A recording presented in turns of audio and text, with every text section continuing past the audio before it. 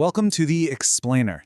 Today, we're unpacking a truly massive, frankly fascinating psychological experiment disguised as an extreme endurance challenge. We're going to examine exactly what happens to the human mind when you strip away every single distraction, every concept of time, and every single comfort that we just completely take for granted. $500,000. That is the massive cash prize dangled in front of two complete strangers, Susie and Bailey, if they could survive 100 days trapped together in a stark, white, windowless room. But here was the catch. If one of them left early, they both walked away with absolutely nothing. It was entirely all or nothing.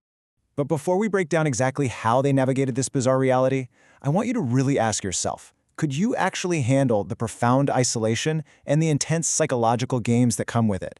You know, it's so easy to say yes when you're sitting comfortably at home. But as we're about to see, the reality of a white room tests the very limits of human endurance incredibly fast. Section 1. The 100-Day Isolation Chamber. The rapid onset of sensory deprivation. You know, the sheer speed of their psychological unraveling is absolutely wild. Without clocks or natural sunlight or any way to track the passing hours, their internal rhythms just completely broke down. On day 1, they made the massive mistake of sleeping for only 2 hours, which meant their second day started at 2:37 a.m. By day 4, the desperation for entertainment really set in. They were literally making playing cards out of journal paper.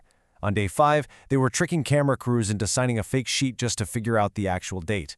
And by day 7, the sheer mind-numbing boredom had them literally throwing pieces of pork at vegetables just for something to do. It really shows how frantically the mind searches for stimulation when it's totally deprived of it. Section 2. The Price of Comfort: How Isolation Warps Financial Value. The creators of this challenge didn't just lock them away, they introduced calculated temptations, deducting the cost straight from their shared prize pool. On day 20, they faced a truly brutal choice: endure 80 more days of painfully bright overhead lights that literally stung their eyes at night while sleeping on these paper-thin floor mats, or spend 50 grand for 2 smart beds and a simple iPad to turn off the lights. Astonishingly, in a sheer test of endurance over comfort, they rejected the offer. They actively chose to suffer to protect their cash. But as you can imagine, isolation really wears you down. The psychological toll of eating unseasoned canned food and drinking literally only water led to a breaking point by day 30. They finally caved. They happily handed over $10,000 of their prize money for a daily cup of coffee and another 10 grand just for the Harry Potter book series. I mean, out in the real world, a coffee machine is maybe $100, right? But in the void, a daily dose of caffeinated normality is easily worth 10 grand. And this brings up such a brilliant illustration of human ingenuity under constraint. On day 40, they're given a TV, but told every single movie costs $10,000. Refusing to pay that, Bailey looked at the broken TV, realized an antenna is basically just a piece of metal, and literally ripped a frayed wire right off the wall to hotwire a signal. He actually managed to pull in a free local broadcast of a car race. Suddenly, a sport they never even cared about became their entire world for 6 straight days. But here's the thing. Comfort and entertainment are one thing. Human connection is a whole different ballgame. On day 50, the real emotional cost became so apparent. They willingly and almost instantly spent 20 grand. And for what? Just to see their families through a doorway for 10 short minutes? It was a massive financial hit, but to them, it was an absolutely necessary lifeline for their sanity. Section 3. The Tesla Temptation. A devastating lesson in loss aversion. Okay, so they were offered a giant mystery box for $50,000. Now, there's this fascinating concept in behavioral psychology called loss aversion, which dictates that the pain of losing something you already have is psychologically twice as powerful as the pleasure of gaining something new. Terrified of wasting their hard-earned prize money on a potential joke or a terrible deal, they firmly said no. They chose to protect what was already theirs. But man, the reveal was brutal. Inside that rejected box was a $50,000 cash refund, meaning it literally would have cost them nothing, plus 2 dream cars, 2 brand new Teslas.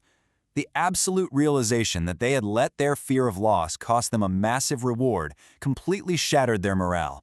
You can hear the exact psychological weight of this in Susie's own words. She said, "I actually won't be able to sleep. I'm actually feeling sick right now." Missing out on this monumental reward caused actual, visceral, physical sickness and a deep regret that just plagued the room for days. Honestly, the psychological weight of the what-if was almost heavier than the isolation itself. Section 4. The Paradox of Luxury: How extreme comfort creates conflict. So, by day 70, completely desperate for a win after that Tesla disaster, they actually spent over $100,000 for a mega package of luxury items. We're talking beds, movies, a private chef. But notice the profound irony here. You'd naturally assume that bringing in hot food and soft beds would make them happier, right? Instead, introducing extreme comfort actually destroyed their social harmony. With absolutely nothing, they relied entirely on each other. They were a tight-knit team. With everything they wanted, they couldn't stand each other. Suddenly, all these minor, everyday habits became massive, relationship-straining irritations. Bailey started hoarding the limited hot water, leaving Susie with freezing cold showers. Susie outright refused to play the Monopoly board they bought. They bickered for 25 minutes just trying to agree on a single movie to watch. Bailey even started throwing these highly energetic solo rave parties at 3 in the morning while Susie was just trying to sleep. It proves this really fascinating truth about human nature. Shared suffering unites us, but unevenly shared luxuries totally divide us. Section 5. The Ultimate Moral Dilemma. The 100th Day Test of Trust. Despite all that intense friction in the final weeks, they actually make it to day 100. But on the absolute final day, the creators didn't just open the doors and say, "Congratulations." No, they blindfolded Susie and Bailey, separated them, and introduced a textbook prisoner's dilemma, a classic scenario where acting purely out of self-interest can actually destroy the outcome for everyone involved. They were pitting their 100-day bond against sheer, unfiltered financial greed. Let's break down exactly how this works. They had a remaining prize pool of $369,899.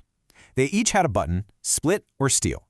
If both of them choose to split, they share the money equally. But if Bailey chose to split and Susie chose to steal, Susie would walk away with 100% of the cash, leaving Bailey with absolutely nothing after 100 days of suffering. And the most terrifying part? If they both got greedy and both chose to steal, they would both get $0. Just put yourself in their shoes for a second. You've been trapped with a total stranger for 100 days. They've annoyed you, kept you awake at 3 a.m., and hoarded all the hot water. You have the power to take nearly $370,000 entirely for yourself. Would you really trust them enough to split it? Or would you steal it all just to protect yourself? The tension was absolutely palpable. But ultimately, when the results were finally revealed, the shared trauma and the genuine human bond they formed actually won out. They both chose to split the money. As Bailey so perfectly articulated about surviving the darkest times together, there's no price you can put on that. This entire social experiment leaves us with a really profound final thought. As you go about your day-to-day, brewing your morning coffee, turning off your bedroom lights, or just texting a family member, ask yourself, what exact price tag would you put on your everyday comforts? And ultimately, how much is your sanity truly worth? Think about that the next time you're feeling just a little bit bored. Thanks for joining me on this explainer, and keep questioning the world around you.